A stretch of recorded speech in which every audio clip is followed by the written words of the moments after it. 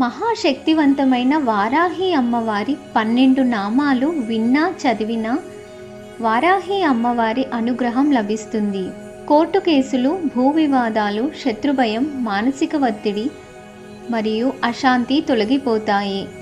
ఆరోగ్యం, ఐశ్వర్యం కలుగుతాయి. ఈ నామాలను ఎవరైనా జపించవచ్చు. ఇప్పుడు మనం ఆ నామాలను తెలుసుకుందాం.